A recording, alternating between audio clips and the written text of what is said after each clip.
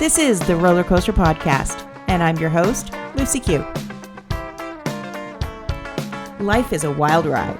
It has twists and turns. It's scary, exciting, and downright fun. So throw your head back, arms in the air, and come along with me for the ride.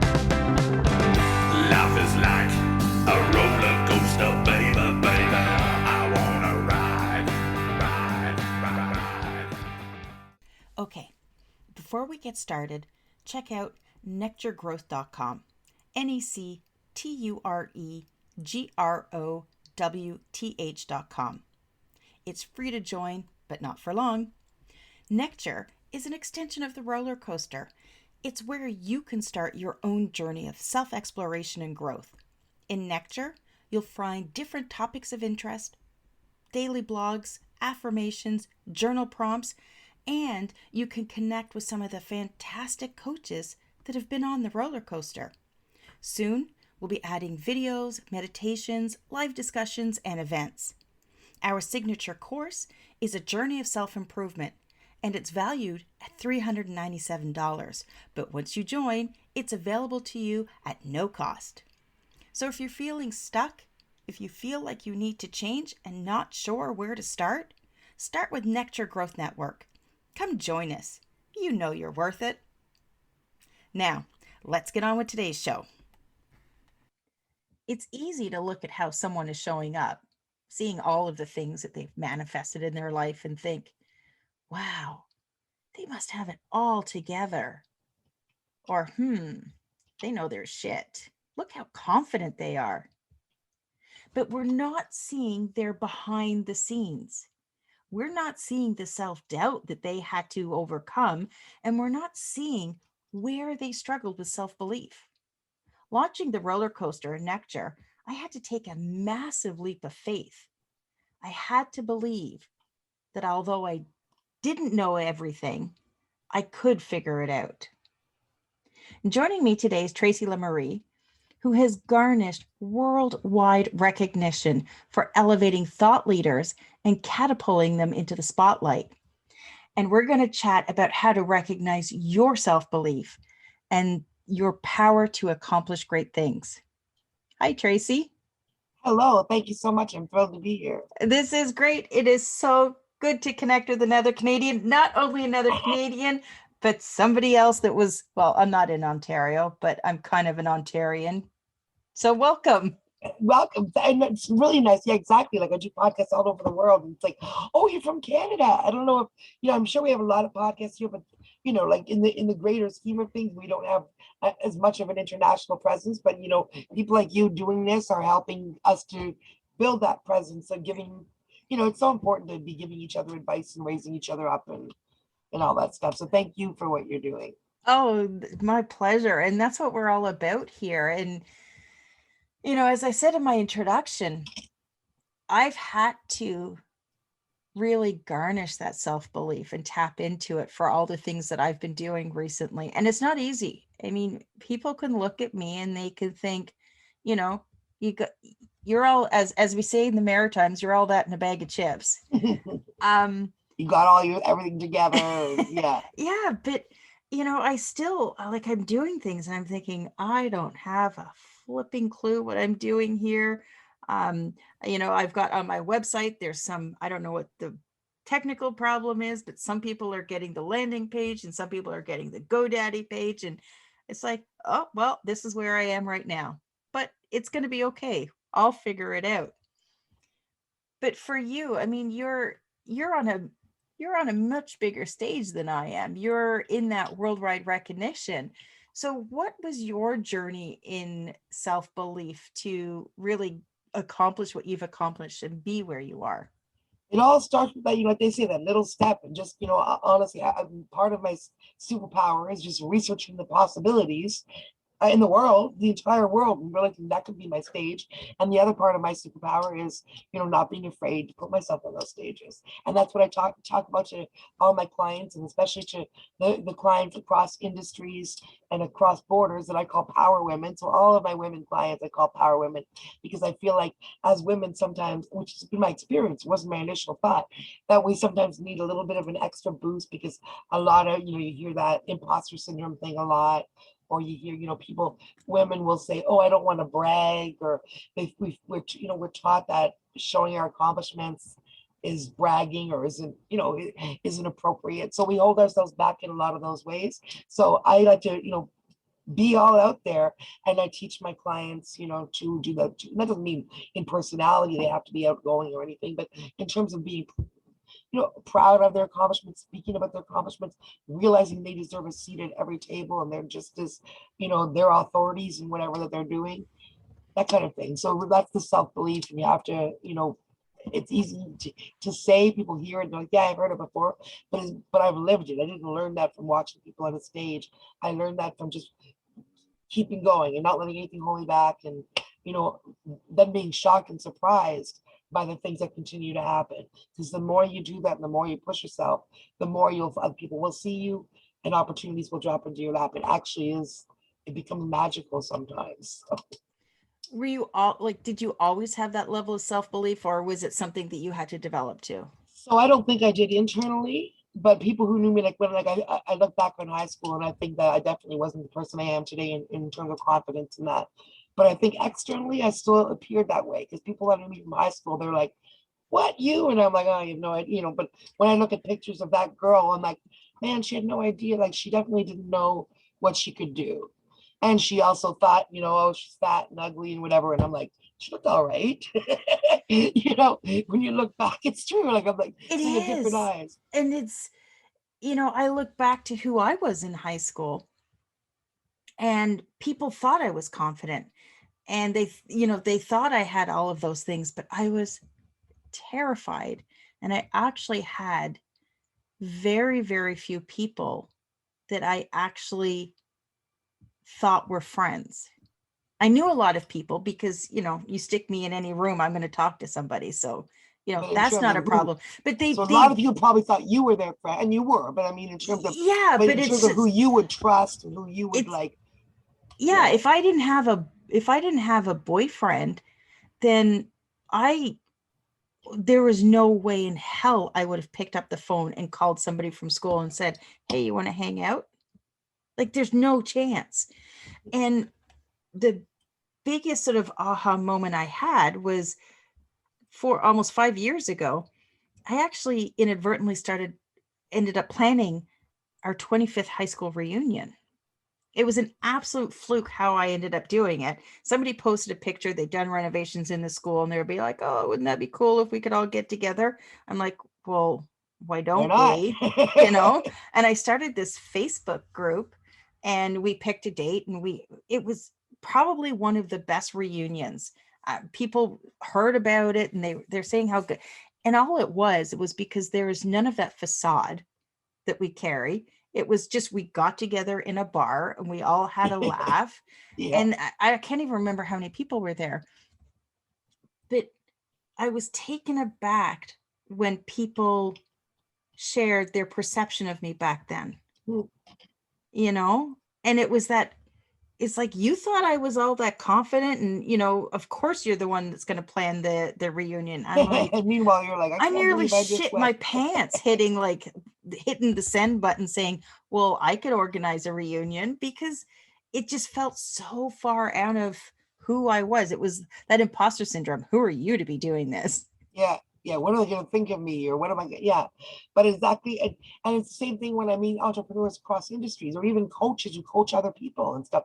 And then I'll be like, oh, that's awesome, because of my experience and the media profiles I've built, even in my nonprofit life before I started being a publicist, and then what I've done since then. My first question is like, oh, well, are you being interested? I mean, you hugely, you've got a great profile, you're hugely knowledgeable. Are you being interviewed? Like, do you have media? Where's your media? And they're like literally like, how would I do that? And so as entrepreneurs, we think about, advertising and all that. We hear that thing about like getting yourself out there and all, but how do you, actually get out there? People literally, when I say to them, why aren't you in the media? Not only do they not know how, but they literally look at me like, but why would they interview me? And I'm like, you just told me you're an expert. You saw your resume a mile long. You're clearly an expert in your field. You're well spoken. We just talked for half an hour about what you're passionate about. You just educated me. Why wouldn't they talk to you? And people are like, they don't realize to ask if you're thinking that kind of thing. Anybody listening, honestly, ask yourself if you're a coach or you're an expert in your field or whatever it is you do, especially to entrepreneurs or coaches or anybody who does anything where they're like, hey, I can do this if you pay me. You would not, you're not a scam. So you would not be going out there taking people's money if you didn't believe that you know what you're doing. And if you didn't believe that you can do it well, that you can do it better than they do. So you do believe that when it comes to the context of starting your business. But when you're thinking about putting the media spotlight on you and you talking as the expert, people are often like, oh, I can't do that. Yeah, you can. There's no difference between you and the person you see in the media talking in your field. There's no difference between you and the person on stage getting the awards. The only difference is that they put themselves out there They and took told the that world leap. what they were doing. Yeah. But I mean, it's true, because even the thought of, being in that spotlight, having the camera turn on and you having to be interviewed in a formal setting. Yeah. Even for me, I podcast, I don't know, 5 to 10 times a week I record. But to go in front of somebody else, yeah, I've got that. Just the thought of that is just like, ooh, like slightly nauseous. It's just like, Yeah. oh no. But there's different ways of doing it. Like, I mean, when I say to clients who have that, it's like, you don't have to get out there and be on TV or the radio. You don't even necessarily have to talk to people. There's different ways of presenting yourself as a thought leader, right? Whether it's in writing for Medium, and then getting more confident and learning how to submit your stuff elsewhere, or, or even just, because a lot of people, you write brilliant stuff on your Facebook and your socials, but, put that somewhere else, put that somewhere where, people can go gather it and go read all your thoughts in a row and, see, your professional, what I mean? Like your thoughts about your work, whatever else you do, or whatever it is you're talking about. If you're teaching people about mindset, then, instead of just saying it on your Facebook posts, do written pieces on Medium, look for other places to get out there. So there are some of my clients who I've gotten in, Reader's Digest, somebody, particularly coaches, Reader's Digest, Good Housekeeping, like big magazines, and they never even talked on the phone to a reporter. It was all literally the reporter sent them questions. They answered the questions by email, so a lot of times it's not even this big barrier of things that you have to knock down in fear. There's a whole world of different possibilities. Again, it all comes down to just researching, finding, but it's good to push yourself out of your comfort zone a little, because you realize you can rock it. And then once you do it, you're like, man, that went really well. I listened to that. That was really good. Like people are afraid of being on a podcast, for example, or on a radio, or, once they hear themselves, they're like, that was really good. Oh, well, up until a couple of months ago, I would still get the jitters every time I turned on my mic to record. And it's my own damn podcast, Yeah. But I mean, I remember Paul McCartney saying he never got, I'm not like, I'm reading an interview, obviously, him saying that he never got rid of stage fright. That, after 40 years on stage, he was still nervous every time he stepped on stage. Yeah, there's always that Kind of certain, a good thing.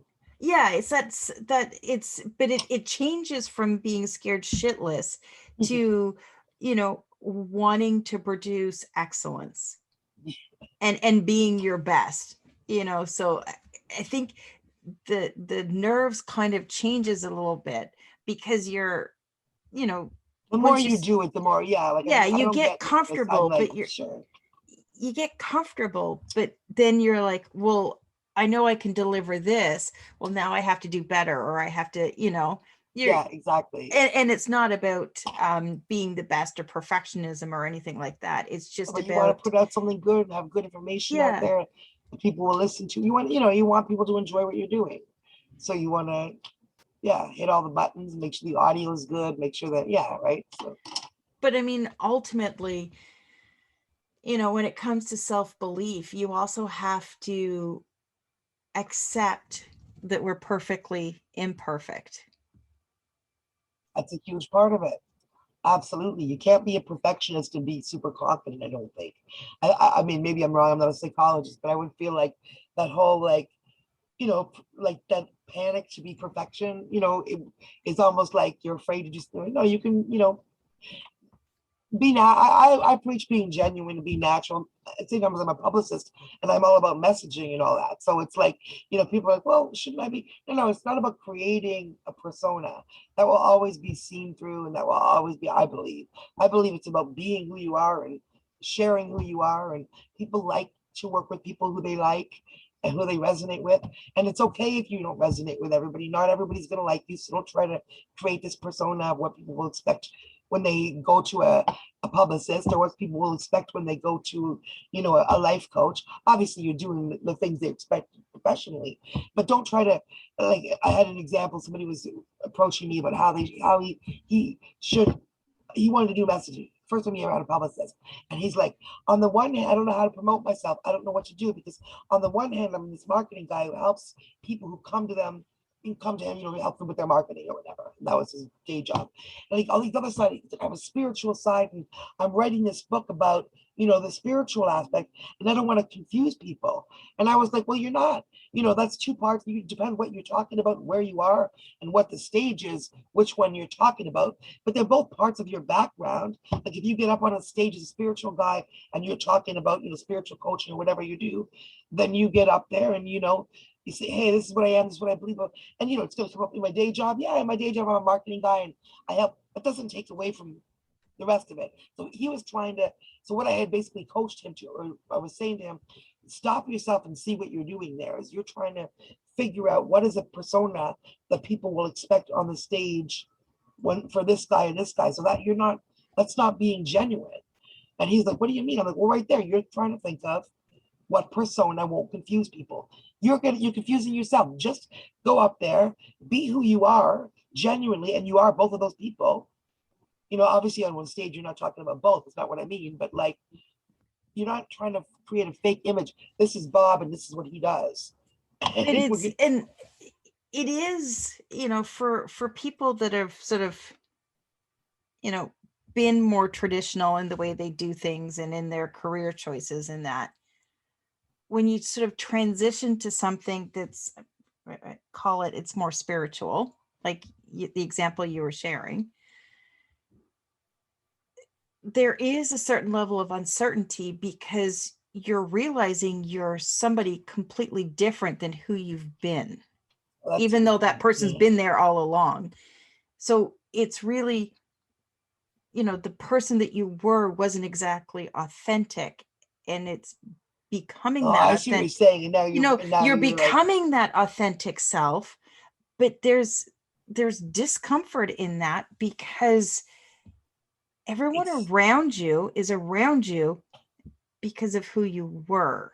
That's interesting. Yeah. So you kind of, it's like, well, how are people going to react to this change, and see me? Like, I'm a very spiritual person, and I have so many more beliefs now than I ever did, but that's not who I was.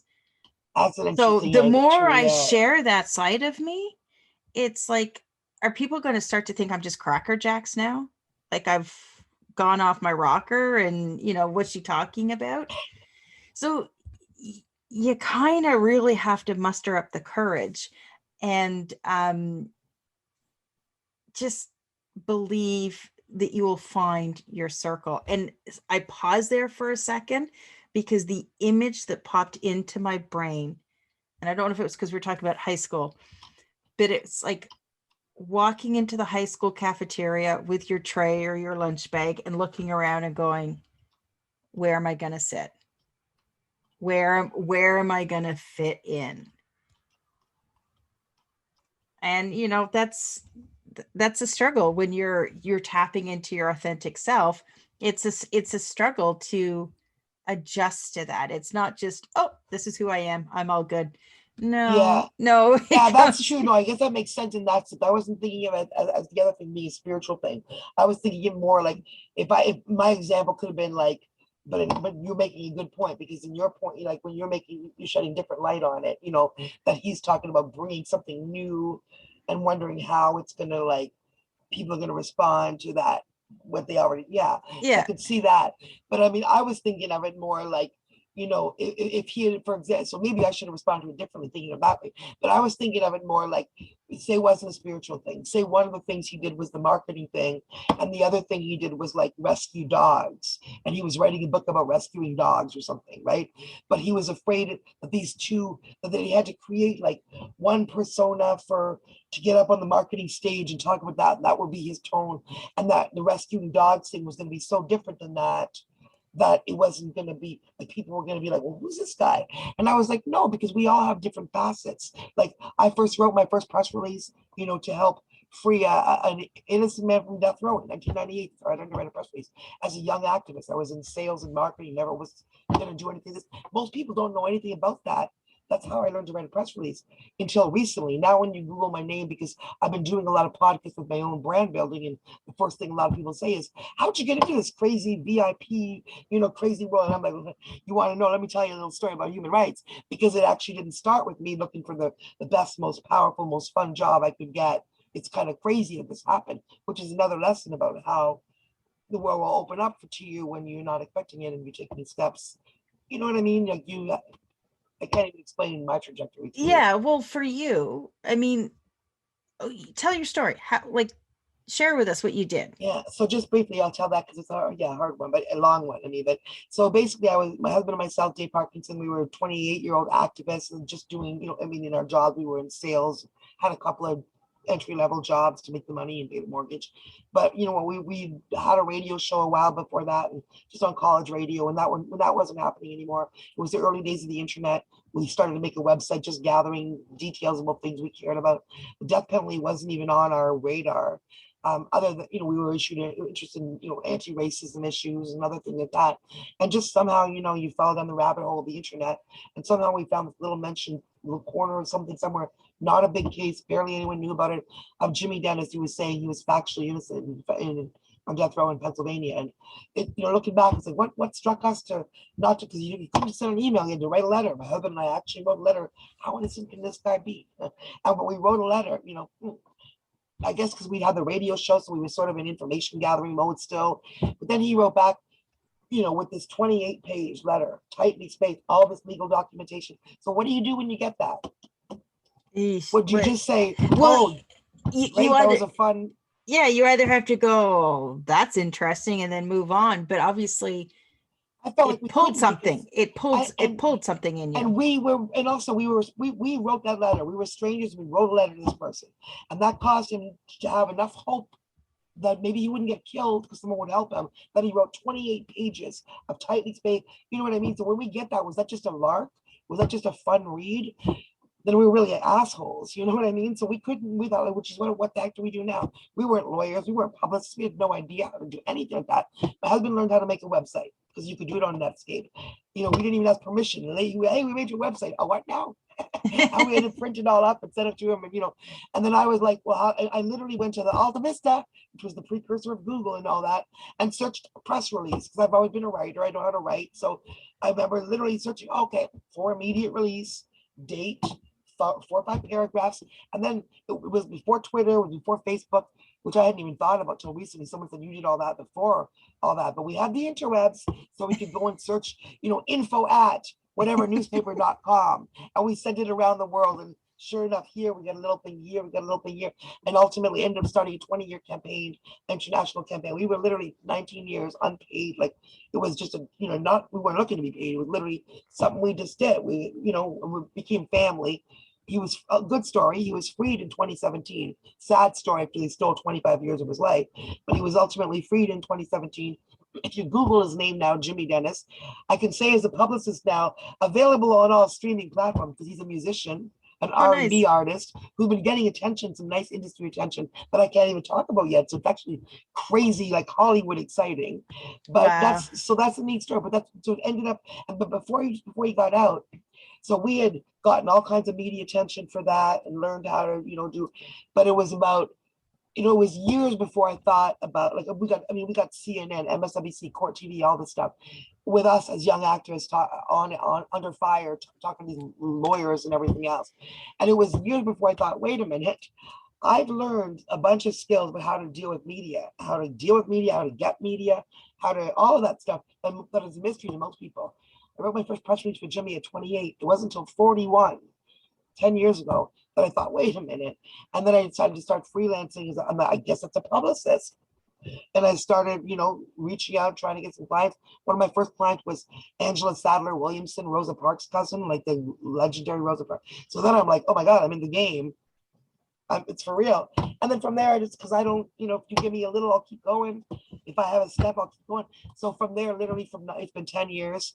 And I, in the middle of that, we had a general partnership for 5 years, like a solo proprietorship with 2 people, me and my husband. And then just last year, my business consultant was like, no, you must incorporate, stop being afraid of it. You're like way above, you got international clients all over the world and you're acting like a freelancer. So we incorporated a year ago next week. So almost up to our 1-year anniversary as a baby corporation. And we've been doing really well. It's still like a little family business. And we haven't tried to hire or expand. We've just, got more clients. I keep doing the work. And right through COVID, I learned that even an international pandemic can't break my game.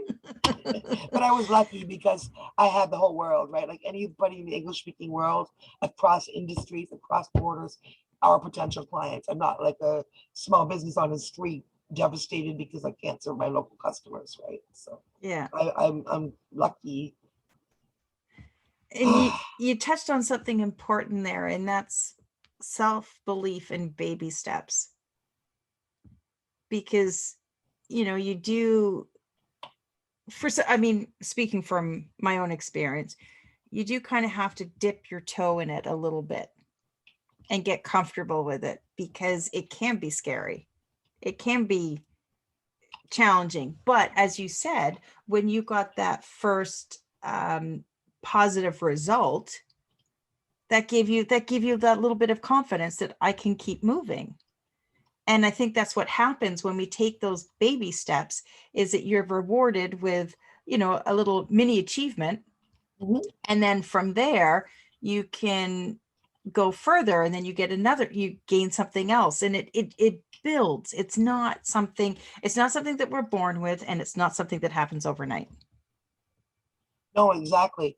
No matter who you are, you've got to, because, and also some people choose, the littlest pebbles, the littlest problem that just literally fall apart. And then other people, they literally, like Jimmy Dennis, you do 10 doors this big between him, and people say, we're going to kill you. And everyone agreed, and that's just the way it's going to go. And he's like, yeah, no, I'm going to keep on fighting. So it's, it's easy for privileged white girl, whatever, to say this. I always want to acknowledge it. It's not about, I'm not saying there aren't, bigger challenges. That's why I talk about Jimmy, where everyone would have said, forget it, just lay down and die, buddy, it doesn't matter who we are. It's all the challenge is being giant or the challenge is being tiny.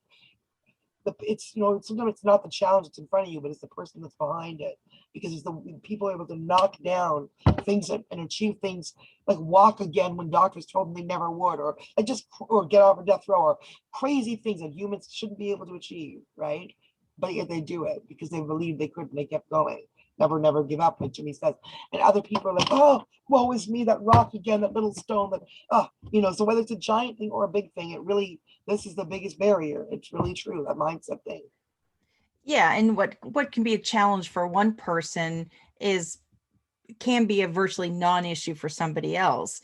But the reason why it may not be a non-issue for somebody else is, as you said, it's the person behind the problem and how you're actually seeing it. Is it going to be a problem or something that you're going to let hold you back? Or are you going to have that warrior attitude where, okay, this is what I have in front of me. How do I get around it? How do I go over it? How do I get under it? How do I deal with this? Yeah, you just have to find a way to, cry, scream, rip your hair, yell, don't beat yourself up for doing that for a minute, and then be like, okay, all right, I had to do that, and now I'm gonna rock this thing. Yeah, so, it comes. So I'm going to ask you this, it just popped. What is the one thing that you haven't done yet that still scares you? Like a client that you haven't reached out to or something like that? What's yours? Have to be a work thing, because I have one really stupid thing. People will laugh at me. Nothing stupid. No. What is it? It's not even a work thing. Drive. I'm 51 years old and I don't know how to drive. And at this point, I don't even want to learn. I'm just scared. Oh, well, with all the idiots on the road, I don't blame you. You're supposed to say you could do it. Well, you But yeah, can.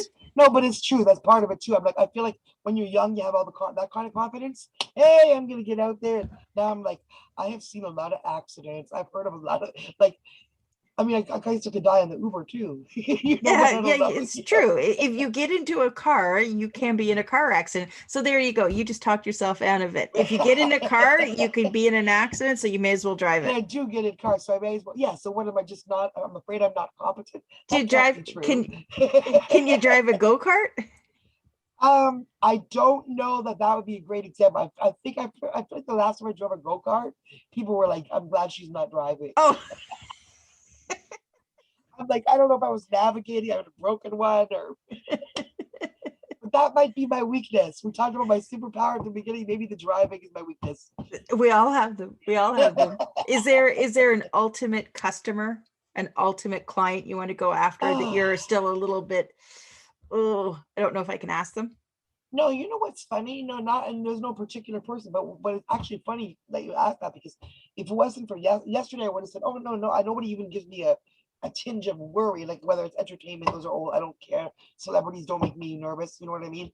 But today I had the opportunity, or yesterday, somebody hired me for a little project that I didn't even know was going to be a big deal out of the UK, and they're called the Center for Peace and Education. And then once I started to learn what they did, 'cause I thought it was just about building this woman's profile to do the work she's doing. Then I started to hear about the work she's doing, which is about women and girls in Afghanistan and in Pakistan.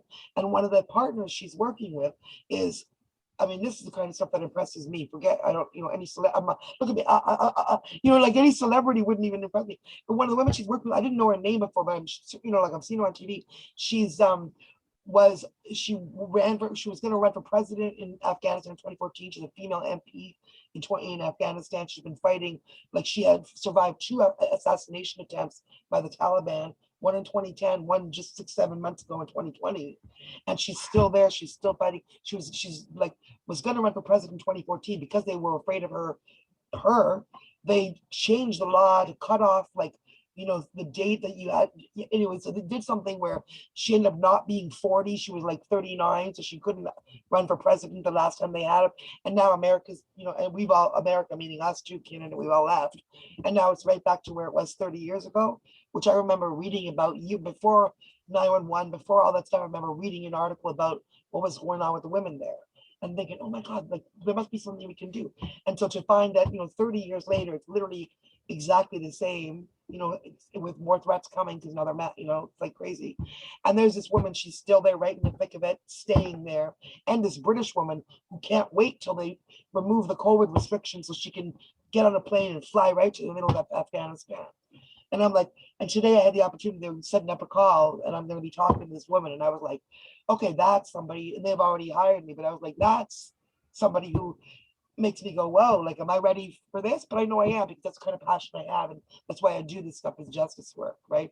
But someone like that, you look at them and like, that's a globally recognized, not just for like little things, for like, This is, yeah, it's somebody that is making a world difference. changing, Yeah, culturally history book changing. stuff, Yeah, for sure. yeah.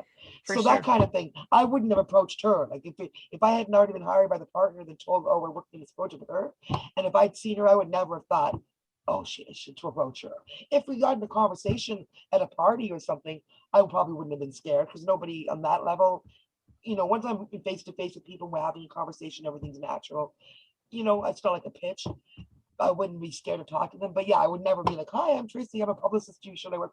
I would still feel like, oh no, that's like United Nations stuff. That's like, no.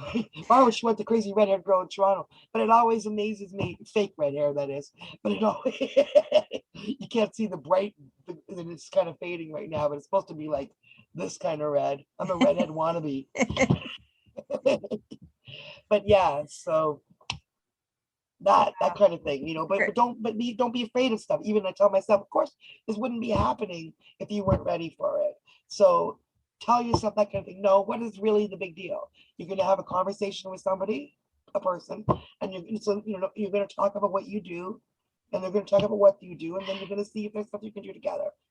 That's the same whether it's Bruce Springsteen or, this lady or whoever. Like, so have that confidence in yourself that there is nobody, who's better than you. There isn't. There's people who've done more, had better opportunities. But I work with death row prisoners, and I've worked with celebrities I can't name, and honestly, so when I tell you people are people, I would if I could take off everybody their clothes and put them in a room where nobody, and mix them all up and then redress them. You wouldn't. Scary thing is, you wouldn't know the politicians from the death row prisoners, from the celebrities, from the half the time, if we didn't have our own. You know what I mean? So, well, we're all just there's people. lessons in that, We're for good all and for just bad. yeah. Meaning the people that we think are bad, they're not always bad, or at every moment they haven't been bad in their life. People that we elevate to, or we think are heroes, guess what? They're not always heroes either, Yeah. So It's a crazy mix. Now, Tracy, you work as a publicist, and I know a lot of the people that are listening may not need a publicist, but you come on, obviously everyone needs a publicist. Eventually, everyone will. I always say entrepreneur, especially if you're not, if you're like author, entrepreneur though, startup, people who don't, I say that because they don't often think they need a publicist in terms of like building your business. We all think about advertising and all that, but honestly, like putting aside, I always say to people, if you have a marketing budget, take 1 month of your marketing budget and put it to a publicist, just 1 month, and you'll be amazed to see the kind of things, just open your mind to see the kind of things that they're going to present to you, how they present you, and you'll build your base of thought leadership, and then boom, I have one startup, one client who was a startup told me after 6 weeks I changed her business and her life, and I get a lot of compliments, like I say, but that was like really big, right? So I was like, what do you mean? And she said, no, seriously, you've made investors take us more seriously. And I never thought of that because I'm not a finance girl. I was thinking more about getting customers and differentiating yourself from the competition, blah, blah. But absolutely, I mean, think about it. You get your investor deck. Everybody says nice things about themselves. You Google their name. There's their website. Yeah, they're awesome. But there's nothing else other than their own socials. Okay, I mean, but then alternately, you Google their name and they've got an award here, and their industries talk about how they're an innovator here, and they're in 2 magazine interviews in their industry here, in the general profile. But obviously they're making an impact already. If I give them more money, they're going to do more of that, and I'm going to get, so it's just across the board, no matter what you're trying to do, even to me, even trying to get a better job, even if you're in corporate, you want to, get the corner office, you are a thought, make yourself, put your knowledge out there. So where can people connect with you, Tracy? They can find me, and I do work internationally and across borders. That's the advertorial part. LamourieMedia.com. So that's LAMOURIE and then media.com. Or they can find me on Instagram at Tracy Lamourie PR Media. On Facebook or LinkedIn is a great place to find me, Tracy Lamourie, or the old technology, the telephone. I have 2 numbers in Canada: 289-788-5881. That's in Toronto, and in Beverly Hills 424-444-8052. Which truth just comes through to me right now in Toronto because I've been here for 14 months. Hamilton Mountain, not Hollywood Hills, I've been saying for the last 14 months. I'll be back in October. Well, Tracy, thank you so much for joining me today. It's been a great conversation. Thank you so much. I really enjoyed it as well. Thanks for listening to this episode of the Roller Coaster Podcast. Want to chat or share your ideas about today's show? Pop me an email at hello@therollercoasterpodcast.com. Don't forget to connect with me on Facebook and Instagram at The Roller Coaster Podcast. Our theme song, Roller Coaster, was performed by The Lucky Setback. Audio editing by the one and only Jeff Quigley of Quigley Creative. Life is like a roller coaster, baby, baby. I wanna ride, ride, ride, ride. Life is like a roller coaster, baby, baby. I wanna ride, ride, ride, ride, ride. Roller coaster. Ride, ride.